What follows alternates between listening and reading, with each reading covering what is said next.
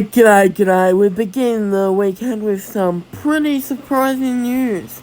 Nannini's out. Jack Aiken's in the HWA replacing Nannini.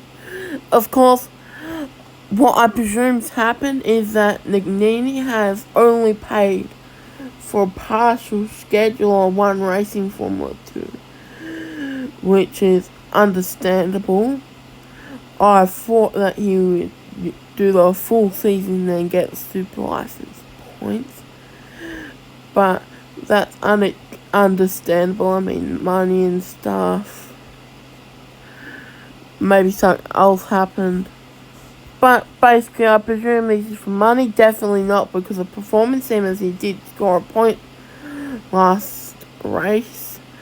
Jack Aiken in, of course, very famous Formula 1 driver, and I'm surprised they're letting him back in Formula 2 after he absolutely tore up Bahrain.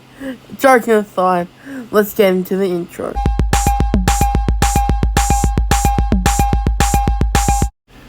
Guangyu Zhou leads Liam Lawson by 11 points. He's the championship favourite. Yayan Deluvra is in third, followed by Mr. Big M himself, Oscar Piastri, who, despite winning the second race, had a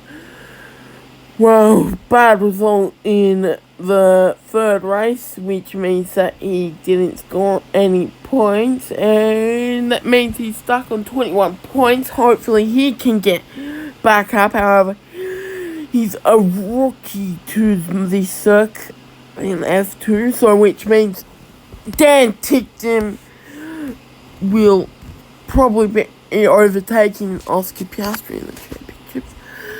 Then got Richard Verschoor with a quiet weekend, Christian Lundgaard, and everyone's favourite Russian who wasn't born in St. Petersburg, Robert Schwartzman. David Beckman, Marcus Armstrong, and fan favourite Paul Scher. Now onto the track preview. You may have noticed that what's usually at the first is now at the last. That is because it seems not that many people were interested in the track preview. But lest we go on, and turn one is an opportunistic overtake. Of course, it has a track name, but I refuse to name corners by their actual name unless I can't figure out what turn it is. Yeah. So that's an opportunistic move. Of course, Mahiva Raghunathan at the start of, I believe it was 2019, made up a whole bunch of positions there.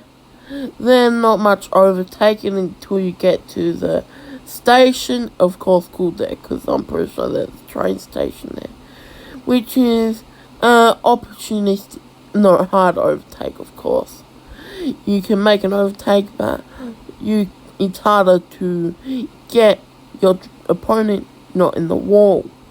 So then you go into the tunnel, which has mysteriously ran out of data and time and stuff, so now it's just a straight line to the end of the tunnel and then into the chicane, which I think could be improved if I could tweak it, although it's how it is, and it's a opportunistic overtake because you may notice there's no easy overtaking.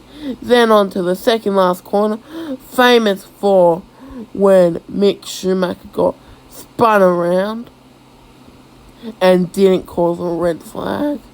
Did it cause a red flag? Yeah, I think it may have caused a red flag. I forget. It may be mixing up the F1s and the F2s.